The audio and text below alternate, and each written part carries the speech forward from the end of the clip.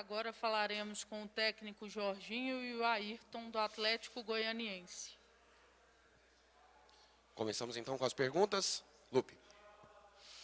Jorginho, boa noite. Boa noite. Que partida heróica, né? Mais uma que entra na história do Atlético. E parece que você tem uma aproximação muito forte da Copa Sul-Americana, né? Lembra daquele episódio da Ponte Preta também? Não foi fácil você chegar à decisão e parece que o caminho com o Atlético está parecido. Boa noite. Boa noite a todos. Em primeiro lugar, parabenizar os atletas. Eles são os protagonistas. Todos nós somos coadjuvantes.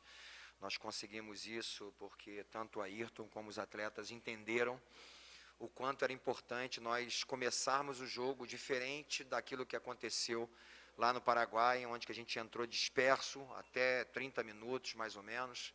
Quando a gente reagiu, estava no melhor momento nosso, a gente acabou tomando gol e perdemos o jogo lá. Então, entramos concentrados, poderia ter feito, na realidade, pelo menos uns 4 gols no primeiro tempo. Poderia ter decidido o jogo logo ali, mas precisava ser dessa forma, suado, nos pênaltis. Fico feliz por mais uma vez ter passado, né, uma fase aí da Sul-Americana, como você falou, já tenho uma certa experiência nessa competição e espero que a gente chegue à final, que a gente ultrapasse aquilo que já foi conquistado aqui até uma semifinal. Que a gente tem constantemente conversado, a Ayrton sabe disso, é testemunha disso, de que o que a gente deseja muito aqui, desde que eu cheguei, é criar uma história maravilhosa nesse clube, fazer desse clube maior do que ele já é, e esse é o nosso maior objetivo. Jorginho, parabéns pela vitória, pela classificação. E eu queria que você falasse de um ponto, né, que para a gente que acompanha o Atlético já há algum tempo, pensa que é muito importante. Eu lembro de ver o Atlético trazendo praticamente 16 mil torcedores em 2013, quando o time lutava para não cair para uma Série C, aqui no Serra Dourada. Foi a última vez que ele trouxe essa quantidade de gente sozinho aqui para o estádio. Hoje foram mais de 17 mil presentes. Se o jogo fosse no Ancioli, nem caberia todo mundo que estava aqui. Queria que você falasse dessa importância do torcedor que comprou essa causa, mesmo com o time tendo perdido por 2-0 o primeiro jogo. Isso é muito legal você lembrar esse jogo, porque nós passamos um vídeo hoje para os atletas exatamente desse jogo, que eles precisavam de 2-0 e conseguiram fazer isso no final do segundo tempo, e isso naturalmente trouxe a memória deles de que é possível, de que a gente realmente pode ultrapassar barreiras. Eu falei para eles, vocês precisam ser exemplos para... Realmente tem muita gente que está desacreditada da vida, tem muita gente que desiste de viver, a gente vê quantas pessoas estão se suicidando.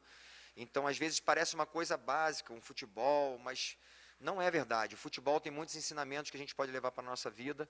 Falei para eles isso e eles estão entendendo, acreditaram muito que a gente poderia... criar aquela história como aconteceu naquela oportunidade, e esses caras naquela oportunidade de 2013 fizeram com que a equipe permanecesse na segunda divisão, criaram uma linda história e deixaram para a gente um legado, e a gente está aproveitando que a gente possa fazer assim, no caso, principalmente eles possam deixar um legado para futuras gerações. Falei para eles, quem sabe daqui a 9, 10 anos, como está agora, 9 anos desse acontecimento, quem sabe um deles vai estar aqui, né? A gente sabe que hoje tem uma movimentação muito grande de atletas, troca e tal. Pode ser que 1 ou 2 estejam aqui, né? O treinador com certeza não vai estar, é muito difícil, a não ser que volte depois, mas ficar 10 anos num clube é quase que impossível no Brasil. Mas, assim, eles deixaram realmente um legado de que é possível a gente... trabalhando, acreditando, confiando no outro, trabalhando juntos, a gente pode superar, inclusive, as grandes dificuldades. Ninguém acreditava que a gente poderia pegar uma equipe como a Olímpia, uma equipe tradicional, copeira, que conhece muito bem essa competição, e a gente poderia ganhar dele da forma como ganhou, que literalmente eles tiveram muito pouca oportunidade de fazer um gol. Boa noite, Jorginho. Parabéns pela vitória, pela classificação. Obrigado. Eu sei que não é muito usual falar, mas eu gostaria que você falasse um pouco sobre como foi a conversa antes do jogo começar, né? Aquela última conversa ali no vestiário, quando os jogadores vão subir para o campo, porque o Atlético entrou completamente ligado e em 7 minutos já reverteu aquela desvantagem que tinha no jogo passado. É claro que quando a gente ganha, né, da forma como ganhou, e eu vejo muita gente postando um monte de coisa, né? Eu particularmente não gosto muito disso. E não gosto de ficar falando daquilo que a gente fez dentro do vestiário. Mas uma coisa eu já falei aqui, que eu tenho falado para os jogadores, de que a gente precisa entender que a gente não pode passar por um clube sem deixar um legado. É importante nós deixarmos um legado. E eu quero, como treinador, e eles como atletas e comissão técnica, que a gente possa realmente deixar um legado para o Atlético Goianiense, que a gente realmente possa fazer o nosso melhor, e eles demonstraram isso. Então, o legado de hoje foi de que vale a pena você acreditar, vale a pena você ser forte, vale a pena você encarar os problemas de frente, né? Então, não se acovardar, de você realmente acreditar que é possível, ultrapassar limite. Tudo isso é uma grande realidade. Aconteceu isso comigo desde criança. Tive que ultrapassar limites com a perda de um pai com 10 anos de idade. Trabalhei 10 anos de idade. Já falei para vocês, trabalhava com 4 horas da manhã, acordava para 7 horas, já está pronto para estudar.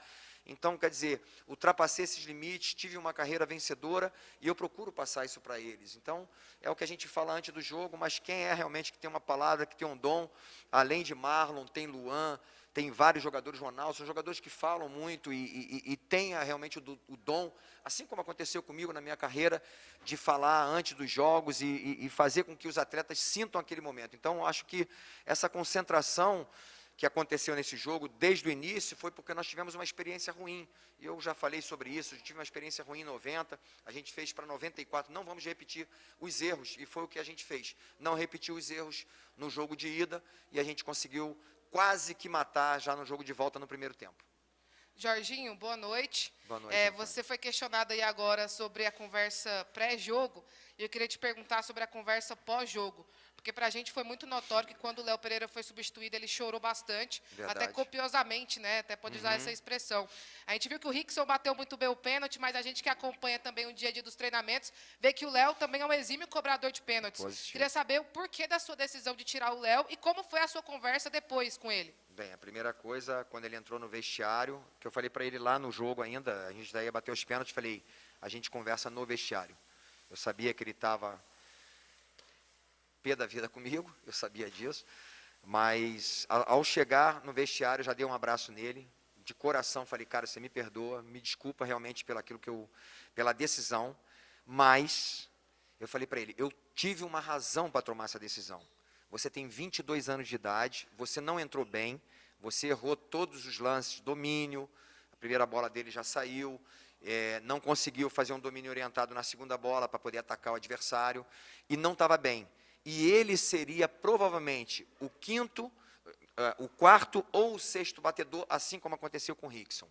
Então, a experiência nos mostra que, às vezes, a gente precisa sacrificar um por causa do grupo. E eu tomei uma decisão que foi, a minha comissão técnica falou, calma, calma, eu realmente naquele momento eu estava muito convicto, eu estava também, assim, ao mesmo tempo, vendo a forma como ele entrou, que não foi boa, mas eu sabia que ele precisava de uma afirmação. E como ele não acertou já nas primeiras bolas, eu tomei a decisão de tirá-lo e colocar o Rickson. Me preocupou só que o Rickson não teve nem tempo. Eu pensei, falei inclusive com o Joel, meu auxiliar técnico, eu pensei que tivesse um pouquinho mais de tempo de acréscimo, 4, 5 minutos ali, eu nem vi que foram 3 só que ele deu, eu pensei que tivesse dado 5, 6, que aí o Rickson poderia ter entrado um pouquinho mais no jogo, foi uma preocupação, mas o Rickson foi um dos melhores batedores, ele não perdeu um pênalti em todos os que ele bateu desde que a gente começou. Então, assim, às vezes é difícil uma situação individual, mas para o bem do grupo, e inclusive para o bem do próprio Léo, imagina, um jovem como ele, precisa de uma afirmação ainda, de repente perder um pênalti como esse. Então, coloquei um jogador mais experiente, um jogador que estava batendo muito bem, o Léo bate bem também, como vocês mesmo observaram, não foi 100% assim como o Rickson, mas essa foi a decisão. Às vezes, a gente toma algumas decisões que o jogador talvez não entenda naquele momento, mas foi muito bom que ele entendeu. Ele falou, professor, claro, eu fiquei muito chateado naquela hora, mas eu tenho que entender agora, você me falando comigo, me abraçando aqui, foi por um bem maior. E que bom que as coisas deram certo, né? Eu acho que a grandeza de uma pessoa é justamente reconhecer aquilo que de repente falou ou que fez e que talvez tenha prejudicado alguém. Eu, quase aí uns 15 dias, 20 dias atrás, tivemos um jogo contra o Palmeiras. Falei sobre a questão do treinador, não tirei uma palavra que eu falei em relação a ele, mas a questão de ser português ou não, não importa. O que não pode acontecer é uma falta de respeito com o árbitro, porque é um ser humano e que tem a possibilidade de errar como eu. Então, o mais importante agora é que a gente tem que comemorar muito, aí tu precisa comemorar com todo o cuidado, é claro, porque nós temos um jogo importantíssimo no domingo. Jorginho, aqui no fundo, boa noite, parabéns pela classificação, você é bem direto. Título é uma realidade? Sonho ou realidade? Sonho até que a gente chegue à final e isso se concretize. Mas essa equipe tem demonstrado a superação nos momentos de adversidade, essa equipe tem demonstrado que é uma equipe não apenas intensa, mas é uma equipe extremamente organizada. Vocês viram a forma como a gente jogou, alargando o campo, a gente viu que a equipe deles tinha essa dificuldade, eles não conseguiam pressionar os nossos zagueiros, quando pressionava já automaticamente já recebia o passe meu lateral, ou recebia um passe por dentro dos meus volantes. Então, fomos extremamente organizados, mas ofensivos, corajosos para poder jogar, e se nós permanecermos com esse nível de atuação, a possibilidade que nós temos, é claro, vai ter muitos jogos difíceis pela frente ainda. Temos agora o Nacional, a gente sabe o Nacional do Uruguai, uma equipe que está acostumada com esse tipo de competição, vai ser extremamente difícil, mas o nosso objetivo é lá na frente também. Ayrton, agora pergunta para você, primeiramente parabéns pelo prêmio de melhor jogador da partida. Queria que você falasse, naquele minuto 7 que o Atlético conseguiu fazer o 2-0 e tirar toda a vantagem que o Olímpia tinha, como que foi a conversa dentro de campo? O que vocês falaram ali? Então, foi uma sensação muito boa ter feito a jogada do primeiro gol e do segundo gol. Tenho certeza que dentro de campo estava todo mundo muito confiante. Na jogada do gol, o Jorginho falou, vai para cima, vai para cima. Graças a Deus eu consegui passar do cara e finalizar bem. Mas é isso, muita confiança e muita coragem. Acho que foi isso que a gente conseguiu fazer dentro de campo. Ayrton, nos jogos do Campeonato Brasileiro, das outras competições, mesmo quando você está em campo, geralmente quem bate escanteio ali é o Wellington Rato, é o Jorginho. Hoje você foi para aquela bola, o Thurin fez o gol. Depois você foi lá e fez um gol com o pé esquerdo, que você é destro. O Ayrton hoje foi um herói improvável dessa classificação? Então, fruto de muito treinamento. Nós treinamos ontem escanteios e o professor Jorginho perguntou se eu batia. Fui confiante, treinei bem e graças a Deus consegui reproduzir no jogo. E a jogada individual é o meu ponto forte. Na velocidade, tentando finalizar e graças a Deus hoje eu fui muito feliz.